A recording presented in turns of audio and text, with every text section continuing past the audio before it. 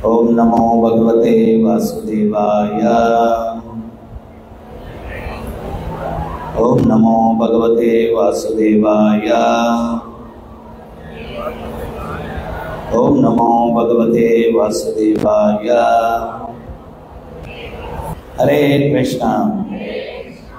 अंदरिकी शुभ सायंत्रम। ఈరోజు మనం నరసింహ యజ్ఞం జరుపుకున్నాం। ముఖ్యంగా ఈ జన్మాష్టమి సందర్భంగా మనం ప్రతి సంవత్సరం కూడా ఈ కృష్ణ జన్మాష్టమి బ్రహ్మోత్సవాల్ని జరుపుకుంటూ ఉన్నాం అన్నమాట। నేను నిన్న కూడా చెప్పినట్టు పండగలు అంటే మనుషులు మామూలుగా ప్రాపంచిక జీవితాన్ని గడుపుతూ ఉంటారు। ఈ పండగల సందర్భం అన్నా మనుష్య జీవిత పరమార్థం ఏంటో తెలుసుకునే దానికోసం ప్రయత్నం చేయాలా అనేటువంటి ఒక సందేశాన్ని ఇవ్వడం కోసం మనం ఈ యొక్క కార్యక్రమాలు జరిపిస్తూ ఉన్నాం। కానీ ప్రస్తుత సమాజంలో పండగ అంటే ఏంటి అంటే కొత్త బట్టలు వేసుకొని కొత్త సినిమాకి వెళ్ళిపోతే సక్సెస్ఫుల్గా పండగ జరిగినట్టు భావిస్తూ ఉంటారు। అంటే పెద్దవాళ్ళు చెప్పినట్టుగా రామేశ్వరం పోయినా శనేశ్వరం పోనట్టు ఆ పర్వదినం రోజు కూడా ప్రాపంచికంగానే మనం గడిపేస్తూ ఉన్నాం అన్నమాట। దానివల్ల ఉపయోగం ఏం లేదు। అసలు పండగలు ఎందుకు ఉన్నాయి అంటే మనకు సృష్టిలో 84 లక్షల జీవజాతులు ఉన్నాయి। చివరిగా జీవునికి మనుష్య జన్మ లభిస్తుంది। ఈ మనుష్య జీవితంలో పరమ సత్యాన్ని తెలుసుకునే దానికోసం ఈ ఉన్నతమైనటువంటి మనుష్య జన్మ మనకు లభిస్తుంది। ఒక కార్యాలయంలో ప్యూనికి అధికారికి పోలిస్తే అధికారికి ఉన్నతమైన వస్తువులు కల్పిస్తారు। ఎందుకోసం అంటే అతను ప్యూన్ పని చేయడం కోసం। అవునా? కరెక్టేనా? కాదా? ఎందుకని అధికారికి ఉన్నతమైన వస్తువులు కల్పిస్తారు? ఆయన ఏదో ఉన్నత కార్యం చేయాలి కదా। మరి సృష్టిలో ఉన్నటువంటి జీవజాతులన్నిటిలోకి కూడా మనుష్య జన్మ ఉన్నతమైందని అంగీకరిస్తారా? మరి మనం కూడా మిగిలిన జీవజాతులతో పోలిస్తే ఉన్నతమైన కార్యం ఏదో ఒకటి చేయాలి కదా। కాకుండా అధికారి ప్యూన్ పని చేసినట్టు చేయాలనా? కాదు కదా। మనం కూడా ఉన్నత కార్యం చేయాలి। ఆ ఉన్నత కార్యం ఏంటి అనేది వేదం చెప్తుంది। అథాతో బ్రహ్మ జిజ్ఞాస। పరమ సత్యం నేనెవరు, భగవంతుడెవరు, నాకు భగవంతునికి ఉన్నటువంటి సంబంధం ఏంటి, అసలు ఇక్కడికి ఎందుకు వచ్చాను, ఈ దుఃఖాలు ఎందువల్ల ఉన్నాయి, జన్మ, మృత్యువు, ముసలితనం, వ్యాధి, వీటి నుంచి శాశ్వతమైన పరిష్కారం ఏదన్నా ఉందా? అడుక్కు తినేవాడైనా, అమెరికా ప్రెసిడెంట్ అయినా, బ్రహ్మ అయినా ఈ 4 తప్పించుకోలేడు, జన్మ, మృత్యువు, ముసలితనం, వ్యాధి। కానీ భగవద్గీతలో భగవంతుడు ఒక్కడు తప్పించుకోగలడు అని చెప్తున్నారు। అది ఎవరు అంటే ఆ బ్రహ్మ భువనాన్లోకో పునరావర్తినో అర్జున మాముపేద్యంతు కౌంతేయ పునర్జన్మన విద్యతి। బ్రహ్మలోకం నుంచి పాతాళ లోకం దాకా ఎక్కడికి వెళ్ళినా పునర్జన్మ ఉంది, నా లోకానికి ఎవడైతే వస్తాడో పునర్జన్మ లేదు అంటున్నాడు। సో ఈ విలువైనటువంటి మనుష్య జీవితాన్ని దానికోసం మనం వినియోగించాలా?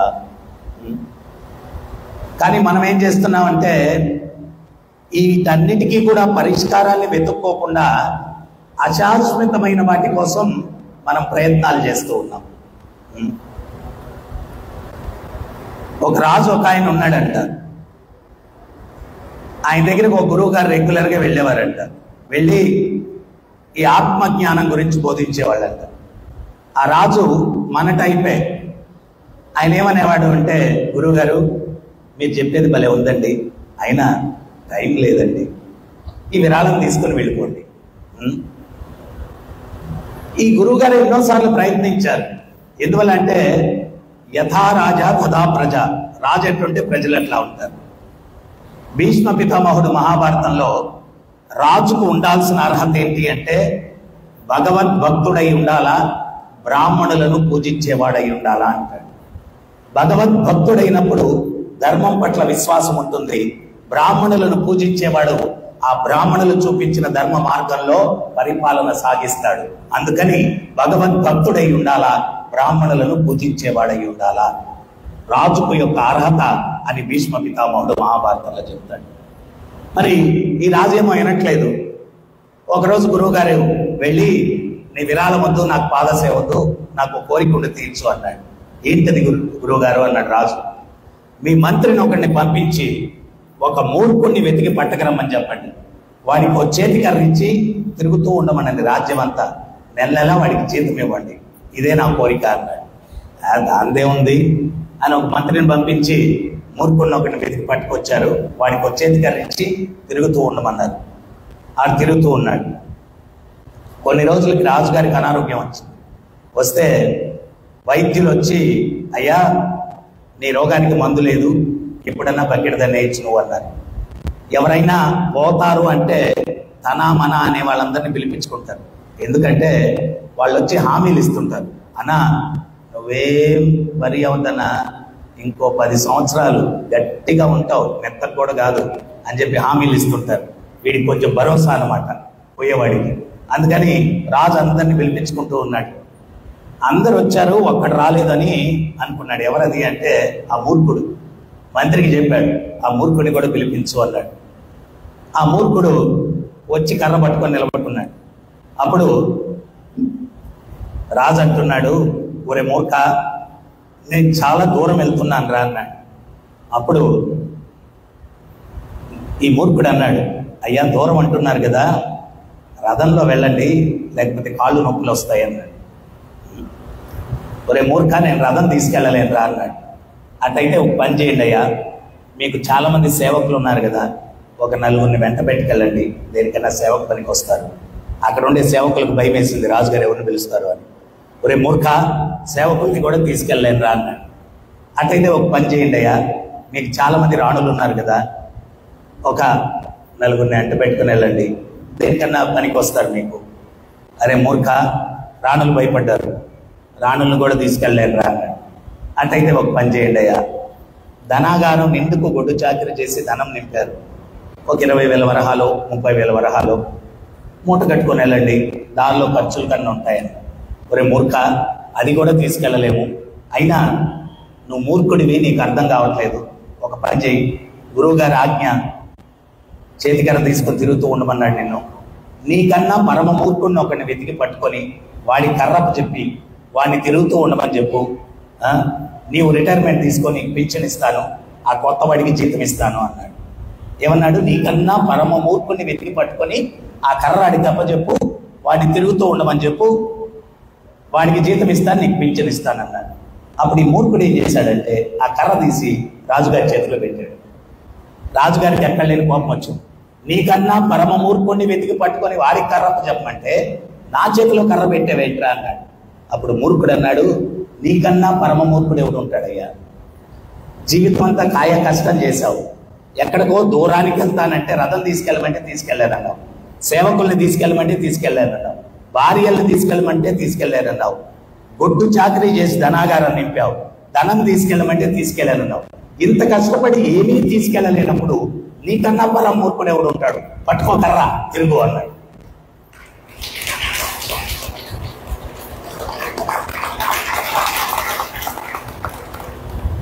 అందరూ పట్టలేదు అంటే ఎక్కడో తగులుతుంది అది. సో మనందరం ఆ మూర్ఖుని చూసినవరా, కానీ మనం చేసేది కూడా అదే కదా. ఏమీ తీసుకెళ్ళలేము, దానికోసం రాత్రి పగలు కష్టపడతాం, రాత్రి పగలు. కానీ ఆచార్యులు ఏం చెప్తున్నారు అంటే, చడని పదార్థము హరిసేవ, మనతోటి ఆత్మతోటి వచ్చేటువంటిది ఆ హరిసేవ. కానీ దానికి మాత్రం మనకు టైం ఉండదు, దానికి మాత్రం టైం ఉండదు. ఎవడో నారదమునికి ఒక స్నేహితుడు ఉన్నాడంట, వాడి పేరు కైలాష్. నారదముని ఆ మార్గంలో వెళ్తూ వాడిని పలకరించేద్దాం అని చెప్పి వచ్చాడు ఆడింటికి. వస్తే వాడు నారదముని ఆహ్వానించి మర్యాద చేసి, స్వామి మీరు ఎక్కడికి వెళ్తున్నారు అన్నాడు. అరే వైకుంఠానికి వెళ్తూ నిన్నేదో పలకరించి వెళ్దామని వచ్చానురా, నువ్వు కూడా వస్తానంటే తీసుకెళ్తానురా. బాబు ఇప్పుడే కాదు, పిల్లలు చిన్నోళ్ళు, వాళ్ళకి విద్యాబుద్ధులు నేర్పించాలా, తర్వాత వస్తాను, మీరు ప్రస్తుతానికి బయలుదేరండి అన్నాడు. మళ్ళా కొన్ని సంవత్సరాల తర్వాత వచ్చాడు. వస్తే మళ్ళా మీరు ఎక్కడికి వెళ్తున్నారు నారదుల వారు అని అడిగారు. అరే నేను వైకుంఠానికి వెళ్తున్నాను, ఇప్పటికైనా ఆలస్యం లేదు, వస్తానంటే తీసుకెళ్తాను అన్నాడు. బాబు ఈ ఒక్కసారి క్షమించండి, విద్యాబుద్ధులు నేర్పించాను కానీ బాధ్యతలు రాలేదు, గల్లా పెట్టి కూడా తాళం వేసుకోరు దుర్మార్గులు. సో అందుకని ఈ ఒక్కసారికి బాధ్యతలు నేర్చుకునే వరకు నన్ను వదిలిపెట్టండి అన్నాడు. నారదముని వెళ్ళిపోయాడు. కొన్ని రోజుల తర్వాత నారదముని వస్తే ఆ ఇంటి ముందు లేట్ కైలాష్ అని బోర్డు ఉంది. అంటే కైలాష్ బకెట్ దన్నేశాడు. ఇంట్లోకి వెళ్తే పిల్లలు మా నాన్నగారు పోయారు గురువు గారు అని చెప్పి దుఃఖపడుతున్నారు. మళ్ళీ ఏదో ఆతిథ్యం తీసుకోండి అంటే మీరే పుట్టిన దుఃఖంలో ఉన్నారు, ఆతిథ్యం దేనికి లేరా నాయన, నేను వస్తానని చెప్పి నారదముని బయలుదేరి బయటకు వస్తున్నాడు. గుమ్మం దగ్గర కుక్క ఒకటి ఉంది. అది నారదముని చూసి భౌ భౌ భౌ అంటుంది. అప్పుడు నారదముని నవ్వుతూ ఏంట్రా కైలాష్ ఒక్క జన్మెత్తావేంటి అన్నాడు. అప్పుడు వీడేమంటాడంటే భౌ భౌ అని ఏం చెప్పమంటారు స్వామి, కష్టపడి సంపాదించాను, సోంబేర్లు గల్లా పెట్టి కూడా తాళం వేసుకోవట్లేదు, చచ్చేటప్పుడు బాగా ఆలోచించాను ఎట్టబ్బా వీటన్నింటినీ కాపాడుకోవాలని ఒక మహత్తరమైన ఆలోచన వచ్చింది. ఒక్క జన్మెత్తితే కాపలా కాసుకుంటూ ఉండొచ్చు అని చెప్పి ఒక్క జన్మెత్తాను. ఒరే కైలాష్ ఇప్పటికి కూడా ఆలస్యం లేదురా, రానాతోటి బాబు ఈ ఒక్కసారి క్షమించాడు, ఇప్పుడు కానీ వచ్చానంటే కొంప కొల్లేరైపోతుంది. సరేనని చెప్పి నారదముని వెళ్ళిపోయాడు. ఇంకొన్ని సంవత్సరాల తర్వాత వస్తే కుక్క కూడా లేదు. ఆ పిల్లల్ని అడిగాడు, అరే కుక్క ఏమైంది అన్నాడు. కుక్క కూడా పోయింది అన్నాడు. నారదముని సరేనని చెప్పి ఇంటి పక్కనే పొలాలు ఉంటే పొలాల్లో పోతూ ఉంటే పొలాల్లో పాము ఒకటి బుస్ బుస్ అంటుంది. నారదముని దాన్ని చూసి ఏంట్రా కైలాస్ పాము జన్మెత్తేవేంట్రా అన్నాడు. అప్పుడు వాడన్నాడు బుస్ బుస్ అని. ఏం చెప్పమంటారు స్వామి, ఇంట్లో విలువైన వస్తువులకి బ్యాంకులో లాకర్లు తెరిచారు, ఇప్పుడు ప్రాబ్లం అంతా పొలంలోనే వచ్చింది. సోంబేర్లు నిద్ర లేచేది 10-11 లేస్తారు, పొలానికి వచ్చేసరికి 12-1 అయిపోతుంది. జంతువులు వచ్చి మేసేస్తున్నాయి, దొంగలు వచ్చి దోచేస్తున్నారు. ఒక్క జన్మలో ఉంటేనప్పుడు ఆలోచించాను ఆ పొలంలో పంట ఎట్ట కాపాడుకోవాలని. ఒక మహత్తరమైన ఆలోచన వచ్చింది, పాము జన్మెత్తితే కాపలా కాసుకుంటూ ఉండొచ్చని పాము జన్మెత్తారు. ఓరే ఇప్పటికైనా ఆలస్యం లేదు, రారా పోదాం అన్నాడు. అంటే బాబు ఈ ఒక్కసారి క్షమించాడు. నారదమునికి ఆగ్రహం వచ్చింది, చప్పట్లు జరిచి పిల్లల్ని పిలిచాడు. రండి రా అన్నాడు. వాళ్ళు పరిగెట్టుకుంటూ వచ్చారు. వస్తే ఒరే ఇంత పెద్ద పాము పొలంలో పెట్టుకున్నారు, పని పాటికి వచ్చినప్పుడు కాటేసి చంపేస్తారా, దానికి అతేంతో తేల్చండి అన్నాడు. అప్పుడు వీడు కైలాసు బుస్ బుస్ అంటాడు. ఆ బుస్కి అర్థం ఏంటంటే నేను రా, మీ నాయన్ని రా, మీరు పొలానికి ఆలస్యంగా వస్తున్నారు, ఈ కాపలా ఉన్నాను రా, నేను రే బుసలు ఎక్కువ కొడతా ఉంది, కొట్టేరా నేను అన్నాడు. ఆ చచ్చేటప్పుడు పాము రూపంలో ఆ దేవర్షి నారదముని చూసి మరణించాడంట. తర్వాత జన్మలో భక్తుడిగా జన్మించి భగవంతుడిని సేవించి ధరించాడంట. సో ఈ రకంగా మనం ఈ బంధనాల వల్ల రేపు ఏ జన్మెత్తాలో తెలియదు మనకు. భగవద్గీతలో చాలా మంది అడుగుతారు, గురుగారు తర్వాతి జన్మ ఏంటో మనకి ఎట్లా తెలుస్తుందా గురువు గారు అంటారు. ఖచ్చితంగా తెలుస్తుంది. భగవంతుడు గీతలో చెప్పాడు, పాపి స్మరన్ భావం త్యజంతంతే కలేవరం త్వంతం దేవతి కౌంతేయ సదా తద్భావ భావిత. మృత్యు సమయంలో నువ్వు ఏ చైతన్యం మీద నీ యొక్క మనసు స్థిరమై ఉంటుందో దాన్ని బట్టి తరువాతి జన్మ. ఇప్పుడు వాడి చైతన్యము, కైలాస చైతన్యము ఇంట్లో వస్తువులను ఎట్లా కాపలా కాసుకోవాలి, కుక్క మీద ఉండింది, కుక్క జన్మ ఎత్తాడు. తర్వాత పాము మీద ఉండింది, పాము జన్మ ఎత్తాడు. మనం కూడా చివరి తుది శ్వాస వదిలేటప్పుడు దేని మీద ఆలోచిస్తూ ఉంటామో దాని స్మరణలో. సో మనుష్య జన్మ సృష్టిలో 84 లక్షల జీవజాతులు ఉన్నాయి. చివరిగా మనుష్య జన్మ వస్తుంది. ఈ మనుష్య జన్మలో కేవలం 4 ప్రక్రియలు: ఆహార నిద్ర భయమైతునంశ సమన్వవేతాం పశుభీ నరాణం ధర్మోహితేశో అధికో విశేషో ధర్మేన హీన పశుహీ సమాన. ఆహారం భుజించడం, నిద్రించడం, కొట్లాడడం, సంపర్కం చేయడం, సమన్వవేతాం పశుభీ నరాణం. మనుషులు జంతువులు ఈ 4 సమానంగా చేస్తాయి. మరి మనిషి ఎప్పుడు ఉన్నతుడవుతాడు? ధర్మోహితేశో అధికో విశేషో. ధర్మాన్ని ఎప్పుడైతే పాటిస్తాడో అప్పుడు మనిషి ఉన్నతుడవుతాడు. ధర్మేన హీన పశుహీ సమాన. ధర్మాన్ని పాటించకపోతే వీడు పశువుతో సమానం. మరి ధర్మం ఏంటి? చక్కెర యొక్క ధర్మం తీయగా ఉండడం, ఉప్పు యొక్క ధర్మం ఉప్పుగా ఉండడం, ఆత్మ యొక్క ధర్మం పరమాత్మను సేవించడం. ఇది ధర్మం అన్నమాట. ఆత్మ యొక్క ధర్మం పరమాత్మను సేవించడం. ఆ పరమాత్మ సేవ అన్నటువంటిది మనం చెయ్యని దాని వల్ల ప్రాపంచికంగా ఎన్ని చేసినా గానీ రోజు చివరిలో ఏదో అసంతృప్తి. ఆ అసంతృప్తి కారణం ఏంటో తెలియకుండా ఈరోజు సినిమాకి వెళ్ళాం, రేపు హోటల్కి వెళ్దాం, లేకపోతే ఎన్ని వెరైటీస్ మార్చినా కానీ నువ్వు సంతృప్తి చెందవు. ఎందువల్ల అంటే చేపను నీటిలో నుంచి బయటకు తీసి పంచపక్ష పరిమాణాలు పెట్టండి, ఎయిర్ కండిషన్ రూమ్ ఇవ్వండి, దూరదర్శనం చూపించండి, అది కొద్ది క్షణాలు చనిపోతుంది. ఎందువల్ల చేప యొక్క శాశ్వత స్థానం నీటిలో ఉండడం, ఆత్మ యొక్క శాశ్వత స్థానం పరమాత్మతో సంబంధం కలిగి ఉండడం. యోగా అంటే కూడిక, యోగా అంటే నిద్రపోవడం. జీవుడు పరమాత్మతో సంబంధం ఏర్పరచుకోవడం యోగం అంటే, కూడిక అది యోగం అంటే. అది విడిపోయి ఉండడం వల్ల ఏదో అసంతృప్తి, ఎన్ని పనులు చేసినా ఏదో అసంతృప్తి. హోటల్కి వెళ్ళిపోయాం, ఆర్డర్ ఇచ్చాం, తిన్నాం, బిల్ వచ్చినప్పుడు తినిందంతా దిగిపోద్ది. ఎంత అయిందా బిల్ అంటాడు. అన్నీ అంతే భౌతిక ప్రపంచంలో, ఆది అంతములు, beginning and end, beginning and end. భౌతిక జగత్తులో అన్నీ అట్లే ఉంటాయి. సో మనందరం కూడా భగవంతుని యొక్క అంశలం. మమ ఇవాంశో జీవలోకే జీవభూత సనాతన. సో భగవంతునితోటి ఆధ్యాత్మిక జగత్తులో ఉండేటువంటి వారు.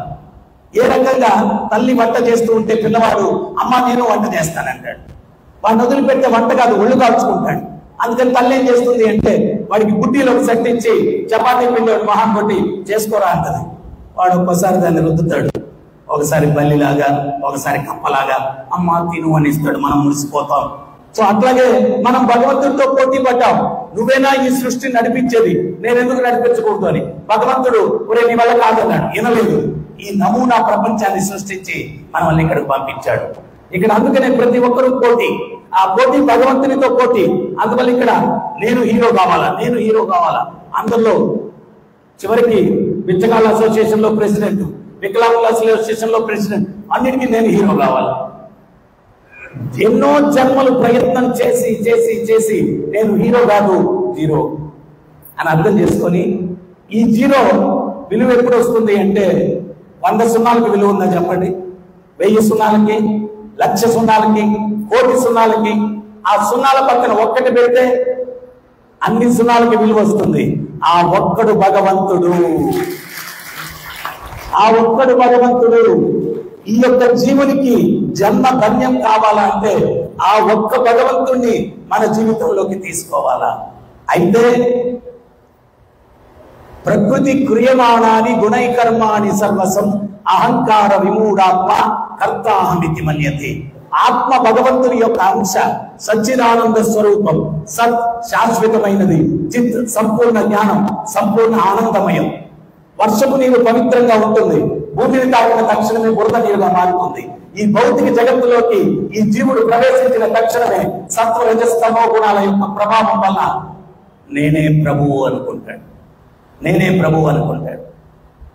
మరి మనలో ఉన్నటువంటి అహంకారం పోవాలంటే ఏం చెయ్యాలా? పండరీపురంలో నామదేవ్ అని చెప్పి ఒక భక్తుడు ఉంటాడు. ఆయన అక్కడ పూజారి యొక్క కుమారుడు. ఒకరోజు తండ్రి వేరే ఊరికి వెళ్తూ నామదేవుడికి చెప్తాడు, నువ్వు భగవంతునికి విఠలునికి నైవేద్యం పెట్టు అంటాడు. ఈ పిల్లవాడు నైవేద్యం తీసుకుని వచ్చి భగవంతునికి పెడితే భగవంతుడు స్వీకరించాడు.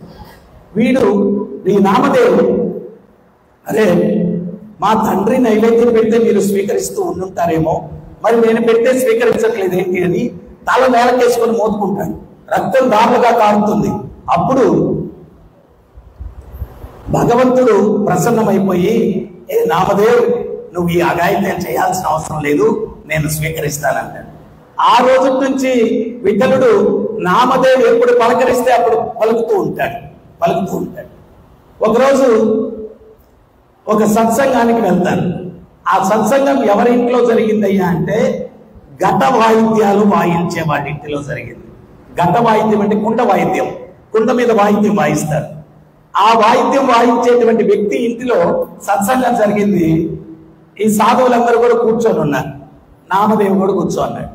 ఆ ఘట వాయిద్యం వాయించేటువంటి వ్యక్తి యొక్క కుమార్తె ఒక ఆమె ఉండేది.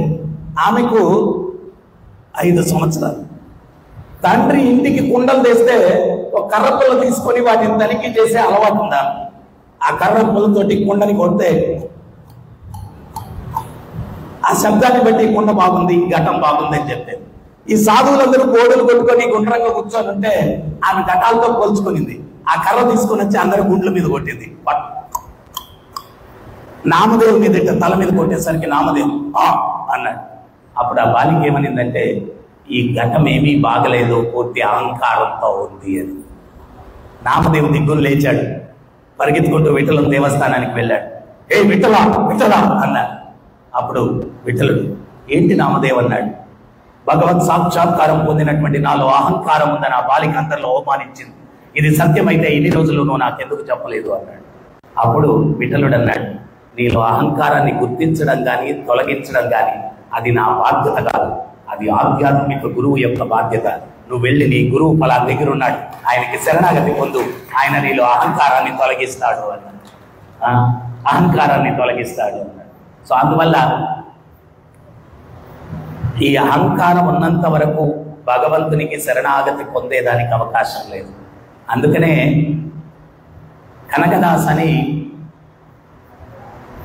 కర్ణాటకలో గొప్ప వాగ్గేయకారుడు. ఆయన గురువు గారు వ్యాసతీర్థుల వారు.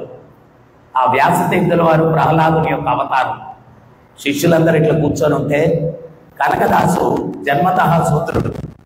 ఆయన గొప్పతనం ప్రపంచానికి తెలియాలని చెప్పి వ్యాసతీర్థుల వారు కనకదాసుని అడుగుతారు. ఒక్కో శిష్యుడిని చూపించి, వీడు వైకుంఠానికి వెళ్తాడా అంటాడు, వెళ్ళడంటాడు. వీడు వైకుంఠానికి వెళ్తాడా, వెళ్ళడంటాడు. వీడు వైకుంఠానికి వెళ్తాడా, వెళ్ళడంటాడు. మరి నా సంగతి ఏంటి అంటాడు. మీరు కూడా పోరంటాడు. మరి నీ సంగతి ఏంటి అని.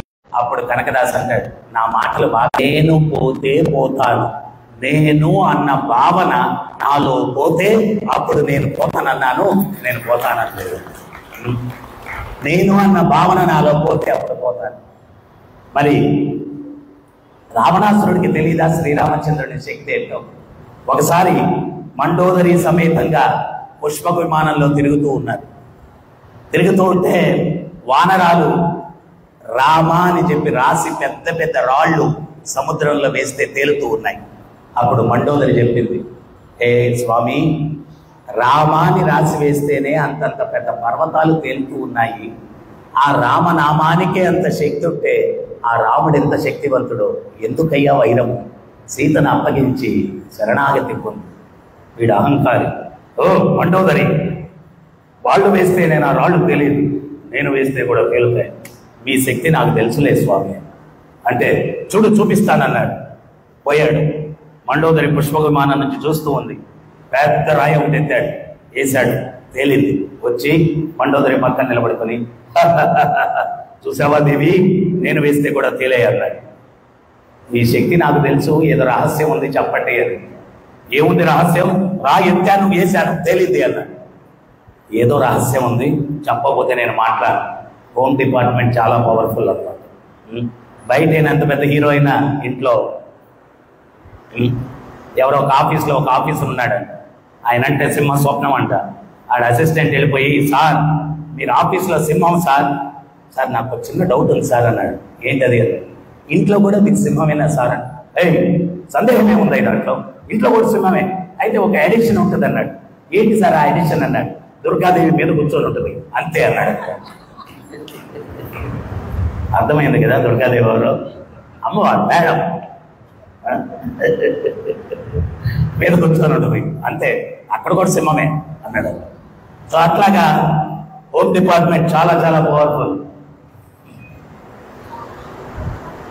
ఎత్తాను, వేసాను, లేదు లేదు ఏదో రహస్యం చెప్పాలి, చెప్పబోతే నేను మాట్లాడాను. అప్పుడు మండోదరి దగ్గరికి వెళ్ళి, మండోదరి ఎవరితో చెప్పాకు, నేను కూడా రామ అని రాసి వేసేసాను అన్నది. నేను కూడా రామాన్ని రాసి వేసేసాను అన్నది. ఈ వానరాలు కడుతూ ఉంటే రాములు వారు వెళ్ళి ఒక రాయి రామాని రాయకుండా రాములు వారు వేసేసారు. రాములు వారు రామాని రాయకుండా వేస్తే మునిగిపోయిందంట. అప్పుడు హనుమంతుడు పరిగెత్తుకుంటూ వచ్చి శ్రీరామచంద్రుల వారికి సాష్టాంగ నమస్కారం చేసి, స్వామి ఈరోజు ప్రపంచానికి ఎంత గొప్ప సందేశం ఇచ్చారయ్యా, ఏంటి హనుమాన్నాడు అంటే, మీ చిహ్నము లేకుండా ఈ సంసార సాగరంలో తేలగలిగిన జీవుడు ఎవడూ లేడు. మీ చిహ్నం ఉంటేనే ఎవడన్నా ఈ సంసార సాగరంలో తేలుతాడు, లేకపోతే మునిగిపోతారు అందరూ. ఎంత గొప్ప సందేశం ఇచ్చారు స్వామి ప్రపంచానికి అని హనుమంతుల వారు రాముల వారు పాదాల మీద పడి వేడుకున్నారు. సో ఈ రకంగా తద్విధి ప్రణిపాతేన పరిప్రశ్నేన సేవయాం ఉపదేక్షితే జ్ఞానం జ్ఞానిన తత్వదర్శన ఈ యొక్క తత్వాన్ని దర్శించినటువంటి వ్యక్తికి శరణాగతి పొంది సేవలు చేసి పరిప్రశ్నైన ఆధ్యాత్మిక సందేహాలన్నీ అడిగి తెలుసుకొని ఈ మనుష్య జీవితాన్ని సార్థకం చేసుకునేదానికి మనం ప్రయత్నం చేయాలి. స్వామి ప్రభుపాదులు వారి ఇస్కాన్ సంస్థాపకాచార్యులు చెప్పారు, ఈ మనుష్య జీవితం అంటే రైల్వే ట్రాక్ 2 పట్టాలు ఉంటాయి, ఒక పట్టా ఉంటే నడవదు. అదే రకంగా భౌతిక జీవనం, ఆధ్యాత్మిక జీవనం హ్యాండ్ టు హ్యాండ్ పోవాలి. ఇదో శరీరాన్ని పోషించుకునేదానికి ఉద్యోగమో వ్యాపారమో చేయాలి. కొంత సమయం భగవంతునికి కేటాయించి ఆ యొక్క నిజమైన సంపద, ఆ భగవత్ సేవలో మనల్ని మనం కైంకర్యం చేసుకొని మృత్యువు తర్వాత మళ్ళా ఈ కుళ్ళు ప్రపంచానికి వచ్చి కష్టాలు పడకుండా ఆ స్వామి సన్నిధిని చేరుకునే దానికి ఈ విలువైనటువంటి మనుష్య జీవితాన్ని మనం వినియోగించుకోవాలన్నమాట. సో ఇక్కడ జీవించినంత వరకు కూడా ప్రతి ఒక్కరికి ఆనందం కావాలి. మరి ఆనందానికి సూత్రం కూడా తెలియాలి. ఆనందానికి సూత్రం తెలియకపోతే హ్యాపీగా ఉండేదానికి అవకాశం లేదు. స్వామి ప్రభుపాదులు వారు సింపుల్గా చెప్పారు, గవర్నమెంట్ లాస్ ఉన్నాయి, వాటిని బ్రేక్ చేస్తే గవర్నమెంట్ పనిష్ చేస్తుంది. Ignorant of law is no excuse. నాకు చట్టం తెలియదండి, అందువల్ల హత్య చేశాను, ఈ ఒక్కసారికి సన్మానం చేయండి అంటే ఒప్పుకోరు. సామాన్య సమాజంలో చట్టం తెలుసుకొని జీవనాన్ని గడపాలి. ప్రకృతిలో జీవించేటప్పుడు ప్రకృతి చట్టాలు తెలుసుకొని జీవనాన్ని గడపాలి. ఆ ప్రకృతి చట్టాలు ఏ స్కూల్లో చెప్పట్లేదు, ఏ కాలేజీలో చెప్పట్లేదు. అవి ఎక్కడ ఉన్నాయి అంటే భగవద్గీత, భాగవతం, శాస్త్రం. దాంట్లో పుణ్యం అవుతుంది, ఏం చేస్తే పాపం అవుతుంది, ఏం చేస్తే ఆనందం వస్తుంది, ఏం చేస్తే దుఃఖం వస్తుంది, ఇవన్నీ కూడా భగవద్గీతలో చెప్పారు.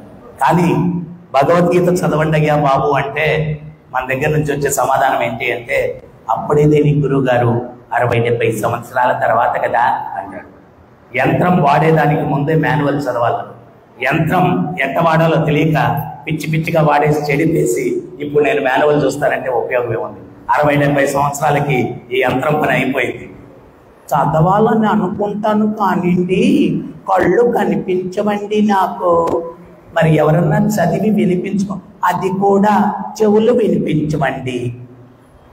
అన్నీ బాగున్నప్పుడు అండి. ఎవడో పూర్వానికి ఒక వేశ్యాలోలుడు ఉన్నాడంట.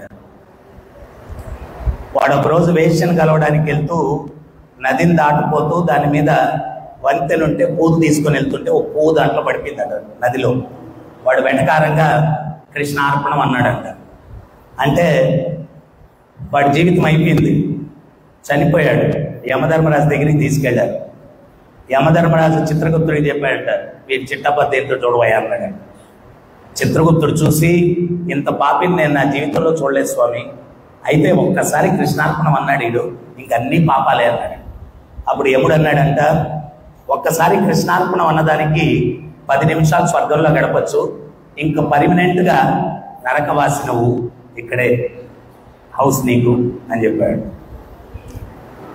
నువ్వు మొదట 10 నిమిషాలు స్వర్గంలో అనుభవిస్తావా, నరకంలో అనుభవించేసి స్వర్గానికి వెళ్తావా అన్నాడు. వీడు తెలివిగా మొదట స్వర్గంలో అనుభవించేసి నరకానికి వస్తానండి అన్నాడండి. సరే అని పుష్ప విమానం ఎక్కించి పంపించారండి. వీడు దారిలో ఆలోచిస్తున్నాడండి, హరే కృష్ణ వాళ్ళు చాలాసార్లు చెప్పారు భగవత్ నామం చెయ్యి, భగవద్గీత చదువు, భక్తి చెయ్యి, ఇవన్నీ కూడా నేను పెడచెవును పెట్టాను. అయినా ఒక్కసారి కృష్ణార్పణం అంటే ఎంత ఫలితం వచ్చేసింది, 10 నిమిషాలు స్వర్గంలో ఉండొచ్చు అంట. ఈ యొక్క మర్మం నాకు తెలుసుంటే ముందు నుంచి నేను ఏదో కొంత నామం అవి చేసుకొని ఉండేవాడిని కదా, జీవితం అంతా వృధా చేశానే. ఇప్పుడు ఈరోజు మీరందరూ ఇక్కడ కూర్చొని ఉన్నారంటే ఏదో వచ్చేలేదు, ఆయన కృప ఏదో ఉండబట్టి వచ్చారు, ఇక్కడ కూర్చొని ఉన్నారు. ఇది అర్థం చేసుకోవాలి. ఇక్కడ నేను మాట్లాడుతూ ఉన్నాను అంటే ఆ మహత్తరమైనటువంటి ఆయన కరుణ నా ద్వారా మీకు సత్యం తెలియాలా అని భగవంతుడు ప్రేరేపణ కల్పిస్తున్నాడు. దాన్ని మనం వినియోగించుకుంటే సరే, లేకపోతే వీళ్ళలాగా చేతులు కాలిన తర్వాత ఆకులు పట్టుకొని వాడికి అంతా అయిపోయింది. ఒక్కసారే అన్నాడు, వాడు చాలా పాశ్చాత్తాపడిపోతూ ఆ పుష్ప విమానంలో పోతూ ఉన్నాడు. మనం కూడా సమయం అంతా అయిపోయిన తర్వాత మనుష్య జీవితంలో మళ్ళా ఎప్పుడు మనుష్య జన్మ వస్తుందో ఆచార్యులు చెప్తున్నారు. ఒక్కసారి మనుష్య జన్మ రావాలంటే దానికి ముందు 80 లక్షల యోనుల్లో నుంచి ప్రయాణం చేసి వస్తే మనుష్య జన్మ వస్తుంది అన్న. 80 లక్షలు జన్మలు ఎత్తుకుంటూ వస్తే చివరిగా మనుష్య జన్మ వస్తుంది. అందుకనే ఆచార్యులు చెప్తారు, దుర్లభ మానుష్య జన్మ ఆని మాడి వేడ వృక్ష ప్రగల. పిచ్చి వాళ్ళలారా, మనుష్య జన్మ దొరకడమే దుర్లభం, దాన్ని వృధా చేసుకోవద్దు. వీడు ఆ పాశ్చాత్తాపడుతున్నాడు. ఎవరే దీనికి ఒక్కసారి కృష్ణార్పణం అంటే ఇంత ఫలితమా, తెలుసుంటే నేను ఇంకా ఎక్కువ చేసుకోలేవాడు. కానీ ఏం చేస్తాం, ఆ పుష్ప విమానం పోయి స్వర్గంలో ఒక ఉద్యానవనంలో దిగిందంట. ఆ విమానం దిగంగానే ఎదురుగానే ఒక పెద్ద చెట్టు అంట. ఆ చెట్టు రెండు పూలు విరగ్గాస్తున్నాయంట. వీడు ఎగిరి ఆ ఉద్యానవనంలో దూకేసి ఆ చెట్టుకుండే పూలన్నీ కోసేసి దోసట్లో పట్టుకొని కృష్ణార్పణం కృష్ణార్పణం కృష్ణార్పణం కృష్ణార్పణం కృష్ణార్పణం కృష్ణార్పణం కృష్ణార్పణం. మీరు కూడా అంటే పర్లేదు, కృష్ణార్పణం కృష్ణార్పణం కృష్ణార్పణం కృష్ణార్పణం కృష్ణార్పణం కృష్ణార్పణం. 10 నిమిషాల్లో ఎన్నిసార్లు అనగలుగుతాడో అన్నిసార్లు అనేసాడు. ఇంద్రుడు వచ్చాడు, ఎరా అన్నాడు. వీడుండి, సార్ నమస్తే సార్, అయిపోయింది సార్ టైము అన్నాడు. ఒరే నువ్వు చాలా తెలివైనడివిరా, ఈ 10 నిమిషాలు ఎన్నిసార్లు వీలైతే అన్నిసార్లు కృష్ణార్పణం అన్నావు, దాని ఫలితం ఏంటో తెలుసా, ఇంకా నువ్వు నరకానికి వెళ్ళాల్సిన అవసరం లేదురా, శాశ్వతంగా సైతం ఇంకా నువ్వు నరకానికి వెళ్ళాల్సిన అవసరం లేదు, శాశ్వతంగా స్వర్గంలో ఉండొచ్చు. సో అందువల్ల మనవల్ని మన బ్యాంక్ బ్యాలెన్స్ కాపాడవు, ఆస్తులు అంతస్తులు పరివారం ఏమీ కాపాడవు. మనల్ని కాపాడేటువంటిది ఏంటి అంటే నేహా విక్రమణాసోస్తి ప్రత్యవాయోన విద్యతే స్వల్పమప్యస్య ధర్మస్య త్రాయుతో మహతో భయాత్. ఆ ముక్తి ప్రదాతైన ముకుందుని పాదపద్మాలకు చేసుకున్నటువంటి స్వల్ప ధర్మమే మనల్ని కాపాడుతుంది. బ్రహ్మని నారదులు వారు అడుగుతున్నారు, మంద సుమందమతయో మంద భాగ్యో, తెలివితేటలు తక్కువ, ఓర్పు తక్కువ, సహనం తక్కువ, జీవిత కాలం తక్కువ, జ్ఞాపక శక్తి తక్కువ, వీటన్నిటికీ మించి వరం ఉంటుంది కలియుగంలో. ఏంటయ్యా వరం అంటే ఎప్పుడు మనసు కలత చెందుతుంది, అది వరం అంటారు. ఎవరన్నా ఒక్కడిని గోపని చూడండి, ఏవం ప్రసన్న మనసు,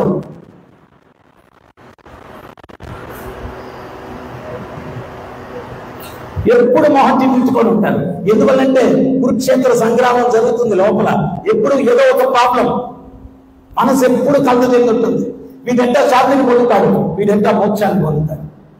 మనం చాలా తెలివిగల వాళ్ళు అనుకుంటాం, కానీ మాకు తెలివితేటలు ఎట్లుంటాయో చెప్తాను.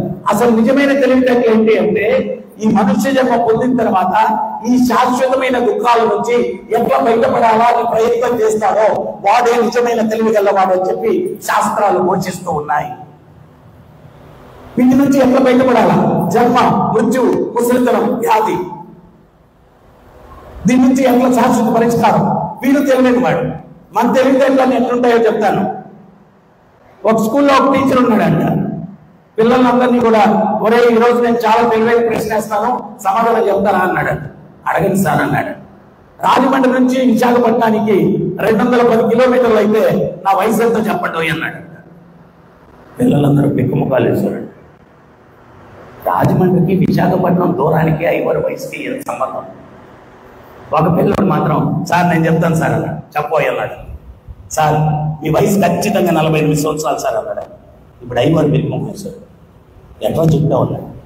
దాంతో ఉంది సార్, నాకు ఒక అన్న ఉన్నాడు, వాడు అంత పిచ్చోడు 24 సంవత్సరాలు, మీరు పూర్తి పిచ్చోడు 48 సంవత్సరాలు అన్నాడు.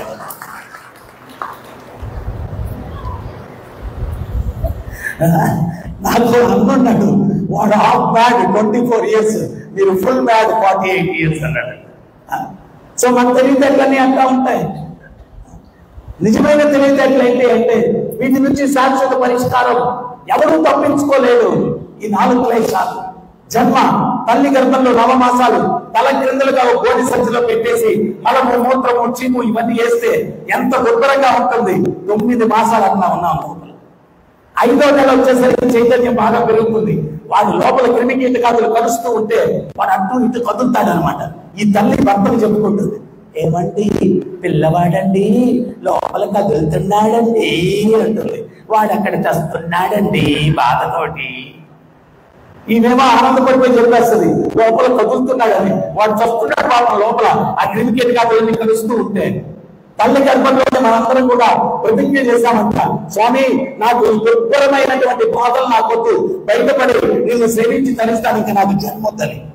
అయితే బయటకు వచ్చిన తర్వాత వెచ్చని కౌగిల్లోకి తల్లి తీసుకుంటుంది. అందుకనే పురంధరదాసు చెప్తాడు, మొదలి మాయ తల్లి మాయ మొట్టమొదటి మాయ తల్లి మాయ అంటారు. అక్కడ నుంచి మాయ మొదలవుతుంది. ఆ లోపల బాగాలేదు, బయట భలే ఉంది. మళ్ళా ముసలితనం. ఎవరికన్నా ఇష్టం ఉందా చెప్పండి? ముసలితనం ఎవరికి ఇష్టం ఉండదు. అందుకనే ఎవరినన్నా తాత అంటే ఎక్కడ లేని కోపం వస్తుంది, ఎక్కడ లేని కోపం వస్తుంది. ఏమో అంకుల్ లేవు తాత అంటావు అంటే తాత అయిన తర్వాత నెక్స్ట్ ఏంటి? అందుకని భయం అనిపించుకునేదాన్ని. కానీ నువ్వెంత రంగు వేసుకున్నా, నువ్వెంత ఏం చేసినా ఏమన్నా వయసు ఏమన్నా తగ్గుద్దా? ఏం లేదు కదా. మృత్యువు సమయాన్ని మళ్ళీ ఏం చెప్తారంటే గరుడ పురాణం 40,000 తేళ్లు కుడితే ఎంత నొప్పి ఉంటుందో అంత నొప్పి ఉంటుందంట. ఆ నొప్పిని దేంతో పోలుస్తారంటే, మీరు ఇప్పుడు గుళ్ళో నుంచి వెళ్ళిపోయేటప్పుడు ఒక 500 నోట్ జోగి నుంచి ఎక్కడైనా పడిపోయింది, నిద్ర పడుతుందా చెప్పండి? కనిపించినప్పుడు ఎవడో రాసుకెళ్ళి కొట్టేసాడు, దొరకలేదు. ఒక్క 500కే జీవితంలో అన్ని వదిలి సర్వ మృత్యుహరించాహం, మృత్యు రూపంలో వచ్చే సర్వాన్ని హరించి వేస్తాను, నాది నాది నాది అన్ని వదిలిపెట్టాడు. ఈ కోరికలు ఉన్నాయి కదా, వాటన్నింటినీ వదిలిపెట్టి వెళ్ళడం, అది 40,000 తేళ్లు కుడితే ఎంత నొప్పి ఉంటుందో ఆ నొప్పితో పోల్చారు. ఎవరన్నా ముసలాయిని ఏం తాత పెళ్లి చేసుకుంటావో మళ్ళా అంటే సమాధానం ఏమొస్తుందో తెలుసా?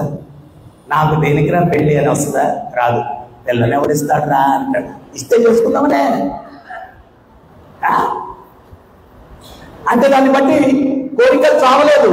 మరి కోరికలు చావకపోతే ఆ మృత్యు సమయంలో ఉండే బాధ, అది గరుడ పురాణం చెప్తుంది. 40,000 తేళ్లు కుడితే ఎంత నొప్పి ఉంటుందో అంత నొప్పి ఉంటుందండి.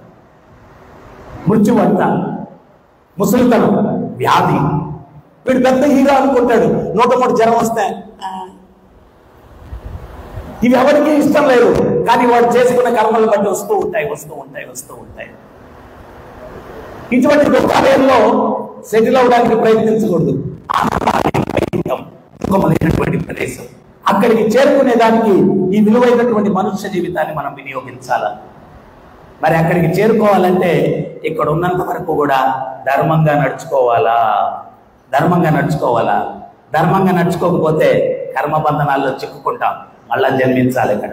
పునరపి మరణం, పునరపి జననం. సో ధర్మంగా నడుచుకోవాలి. ఇక్కడ ఉన్నంత వరకు ధర్మంగా నడుచుకుంటే ఆనందంగా ఉంటాం. Every action there is an equivalent opposite reaction. ప్రతి చర్యకు సమానమైన ప్రతి చర్య ఉంటుంది. ధర్మంగా నడుచుకుంటే ఆనందంగా జీవిస్తాం. పాపాలు చేస్తే దుఃఖాలు అనుభవిస్తాం. పాపాల వల్ల కష్టాలు వస్తున్నాయి అనేది కూడా ఆలోచించాం మనం. ఒకసారి నేను ఉపన్యాసం అయిపోయిన తర్వాత ఏదో ఊర్లో ఒక ఆమె వచ్చింది, గురువుగారు జీవితంలో ఏ పాపమూ చేయలేదు గురువుగారు, ఎందుకో అన్ని కష్టాలే గురువుగారు మాకు అని. పాపం చేయకుండా కష్టాలు ఎందుకు వస్తాయిలేమో అన్నాను. లేదు గురువుగారు, అస్సలు పాపం అంటే ఎరగం గురువుగారు, మేము అన్ని కష్టాలు వస్తున్నాయి గురువుగారు అని చెప్పి పదే పదే అంటుంది. అమ్మ పాపం చేయకుండా కష్టాలు ఎందుకు వస్తాయి తల్లి అది ఇది అంటే వినట్లేదు. అయినా మీరు ఏం చేస్తారమ్మా అన్నాను. ఏమీ లేదు గురువుగారు, ఒక 6 బార్లు రెస్టారెంట్లు ఉన్నాయి, ఒక 10 బ్రాండీ షాపులు ఉన్నాయి, 4 క్లబ్లు ఉన్నాయి అంట లిస్ట్ చెప్పింది. ఇంకేం చేయాలి తల్లి పాపంలో? ఇంకేం చేయాలి పాపం? ఏ పాపం చేశారనుకుంటుంది, ఇంకేం చేయాలమ్మా తల్లి? మూటలు మూటలు ఉంటాయి తల్లి మీ నెత్తి మీద, 1 2 కాదు. సో ఇట్లాగా మనం ఏ పాపం చేస్తున్నా పాపం వల్ల దుఃఖం వస్తుంది కూడా ఇంకా తెలియట్లేదు. మనం నడవడికలో మార్పు రానంత వరకు మంచి ఏం జరగదు.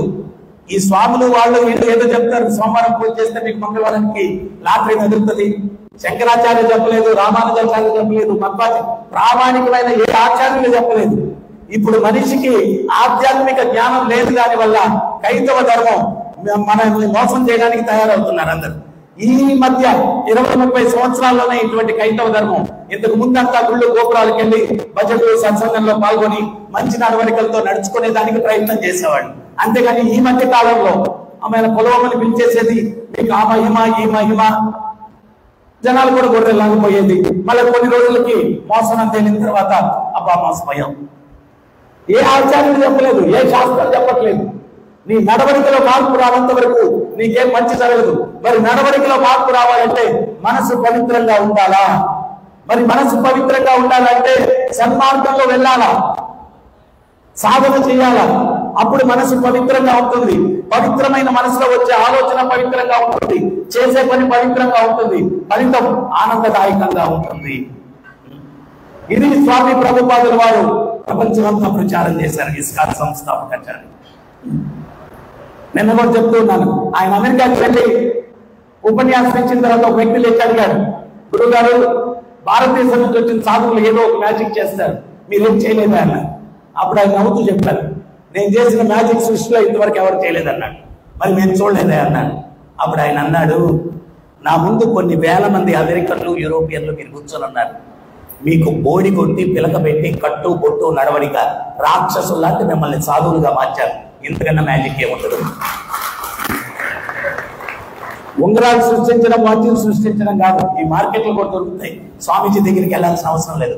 నడవడికలో మార్పు తీసుకురావాలా, వ్యక్తి నడవడికలో మార్పు తీసుకురావాలా, ఇది సమాజానికి అవసరం. సో చివరిగా నడవడికలో మార్పు తీసుకురావడం అంత సామాన్యం కాదు. దాని గురించి ఒక విషయం చెప్పి నేను ముగించేస్తాను. ఒక భక్తుడు తీర్థయాత్రలకు వెళ్ళడానికి భిక్షాటనకి వెళ్ళాడంట. ఒక దుకాణానికి వెళ్ళాడు. ఆ యజమాని లోపల కూర్చోన్నాడు, పిల్లోడు బయట ఉన్నాడు. పిల్లోడు అన్నాడు, మా నాన్నగారు పెళ్లి కూడా బిచ్చం పెట్టడు, అటువంటి ఆయన దగ్గరికి భిక్షకు వచ్చావు నువ్వు అని చెప్పి ఆ పిల్లోడికి ఒక ఆలోచన వచ్చింది. మా నాన్నగారి జీవితం అంతా వ్యాపారం వ్యాపారం వ్యాపారం అంటూ అల్లాడాడు. ఈ తీర్థయాత్రలకి ఈ భక్తులతో మా నాన్నగారిని కూడా పంపిస్తే కొంచెం పుణ్యం పురుషార్థం వస్తుంది అని చెప్పి, అయ్యా నాన్నగారు, ఈ భక్తుడితో మీరు కూడా తీర్థయాత్రలకు వెళ్ళండి. నేను తీర్థయాత్రలకు వెళ్తే వ్యాపారం పెట్టరా, నేను చూసుకుంటాను, నష్టం లేకుండా చూసుకుంటాను, దయచేసి నా మాట విని మీరు తీర్థయాత్రలకు వెళ్ళండి అని ఒప్పించాడు. అయితే ఇతను తీర్థయాత్రలకు వెళ్ళాడు, కానీ ఇప్పుడు నేనన్నా ప్రవచనం చెప్తుంటే మీరు కొంచెం స్పందిస్తున్నారు, అప్పుడప్పుడు నవ్వుతున్నారు, చప్పట్లు కొడుతున్నారు. కానీ ఆ మహానుభావుడు ఎక్కడికి వెళ్ళినా కానీ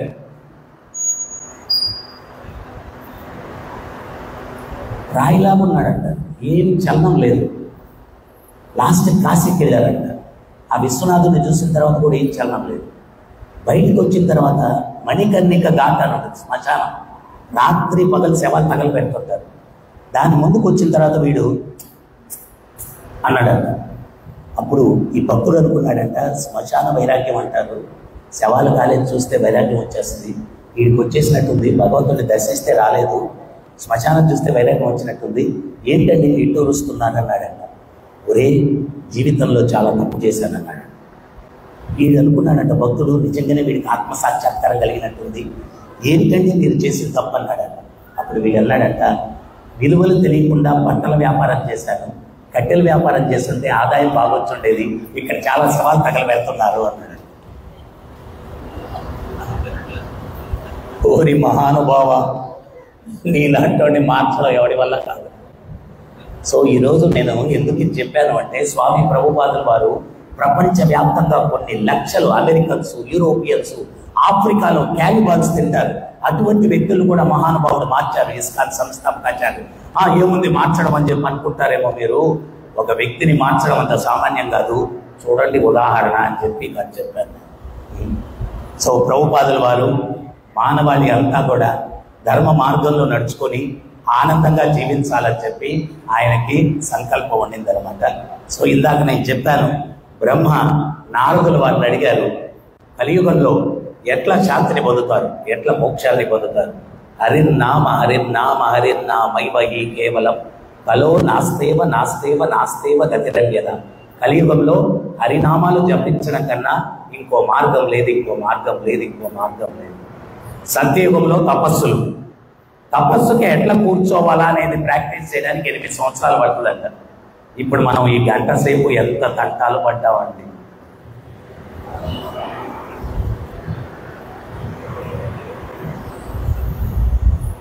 తపస్సు చేయడం మన వల్ల కాదు. యజ్ఞం యాగం ఆయన పల్టీలు కొట్టాడు పాపం మీ చేత మంత్రాలు చెప్పించడానికి. మురళీకృష్ణ ఆచార్య. సో అన్ని మంత్రాలు మన వల్ల కాదు. మరి విగ్రహారాధన, భోంచేస్తే స్నానం చేసి వెళ్ళాలి స్వామి దగ్గరికి, బాత్రూమ్కి వెళ్తే స్నానం చేసి వెళ్ళాలి. ఇంత శుచి శౌచంతో విగ్రహారాధన చేయడం కూడా మన వల్ల కాదు. మరి వీళ్ళు ఎట్లా శాంతిని పొందుతారంటే హరినామం చేస్తూ, ఇంకో మార్గం లేదు, ఇంకో మార్గం లేదు, ఇంకో మార్గం. హరినామ హరినామ హరినామైవ హి కేవలం కలో నాస్తేవ నాస్తేవ నాస్తేవ గతిరన్యద. హరినామం జపించడం కానీ ఇంకో మార్గం లేదు, ఇంకో మార్గం లేదు, ఇంకో మార్గం. మరి హరినామాలు శతకోటి ఉన్నాయి. ఏది జపించాలా అంటే అప్పుడు ఈ మహామంత్రాన్ని ఇస్తాడు. హరే కృష్ణ హరే కృష్ణ కృష్ణ కృష్ణ హరే హరే హరే రామ హరే రామ రామ రామ హరే హరే. ఇక్కడ కొత్తగా వచ్చిన వాళ్ళు ఏమనుకుంటారంటే హరే కృష్ణ గుళ్ళో ప్రసాదాలు సరిగ్గా పెట్టట్లేదేమో, అందరూ భక్తులు నీరసంగా చెప్తున్నారు మంత్రం. హరే కృష్ణ గుళ్ళో పెట్టే ప్రసాదాలు ఇంకెక్కడా పెట్టరండి. అట్లాంటి అవమానం తేవాకండి, కొంచెం గట్టిగా చెప్పండి. హరే కృష్ణ హరే కృష్ణ కృష్ణ కృష్ణ హరే హరే హరే రామ హరే రామ రామ రామ హరే హరే. మీరు కొంతమంది అనుకోవచ్చు ఈ హరే రామ హరే కృష్ణ వాళ్ళకి పని పాట ఏమున్నట్లేదు, అందుకని హరే రామ హరే కృష్ణ అనుకుంటున్నారు. మేము చాలా తెలివైన వాళ్ళము, జీవితం అంతా ఇష్టం వచ్చినట్టు గడిపేసి లాస్ట్లో కృష్ణారామ గోవింద అంటూ వైకుంఠానికి వెళ్ళిపోతాము. అదంత సామాన్యం కాదండి.